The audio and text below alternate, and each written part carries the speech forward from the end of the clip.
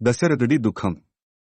రాముడు 14 సంవత్సరాల పాటు అడవులకు వెళ్లాలని, భరతుడిని రాజుగా చేయాలని కైకేయి పట్టుపడుతుంది. ఆ మాటలకు దశరథుడు ఎంతగానో దుఃఖిస్తాడు.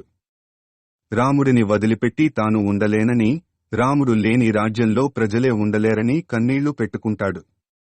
ఆమె మొదటి కోరిక తీర్చడానికి తాను సిద్ధంగా ఉన్నానని చెబుతాడు. భరతుడికి రాజ్యాన్ని అప్పగిస్తానని, రాముడిని అడవులకు పంపాలనే కోరికను వెనక్కి తీసుకోమని కోరతాడు.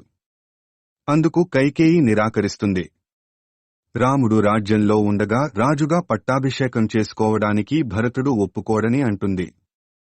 ప్రజల నుంచి కూడా వ్యతిరేకత వ్యక్తమవుతుందనే అభిప్రాయాన్ని వ్యక్తం చేస్తుంది. రాముడిని చూడకుండా, రామా అని పిలవకుండా తాను ఉండలేనని దశరథుడు అంటాడు. తన ప్రాణాలు రాముడిలోనే ఉన్నాయని, రాముడు అయోధ్యను వీడితే తన ప్రాణాలు తనని వీడిపోతాయని చెబుతాడు. రామా అని పిలవకుండా తాను ఒక్క నిమిషం కూడా ఉండలేనని, తనకి అంతటి శిక్ష విధించవద్దని ఆవేదన చెందుతాడు. రాముడు ధర్మస్వరూపుడని, ఆయన వల్లనే అయోధ్యలో వర్షాలు పడుతున్నాయని, పంటలు పండుతున్నాయని అంటాడు.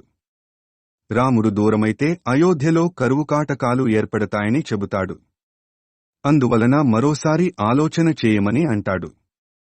తాను అన్ని విషయాలను ఆలోచించుకునే మాట్లాడుతున్నానని, ఇక తనకి ఇచ్చిన మాటను తప్పాలో నిలబెట్టుకోవాలో ఆలోచించవలసినది ఆయనేనని కైకేయి అంటుంది.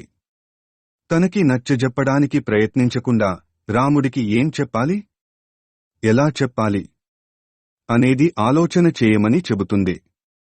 రాముడికి పట్టాభిషేకం తలపెట్టిన తానే అందుకు భిన్నమైన మాటలను చెప్పలేనని దశరథుడు అంటాడు.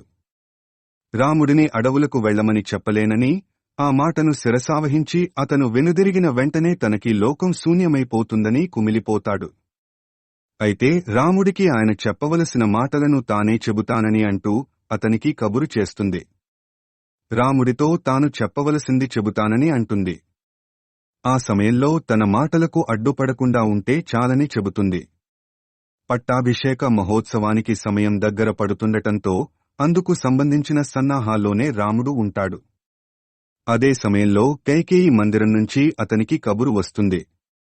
ఒక్క నిమిషం కూడా ఆలస్యం చేయకుండా కైకేయి మందిరానికి రాముడు బయల్దేరతాడు.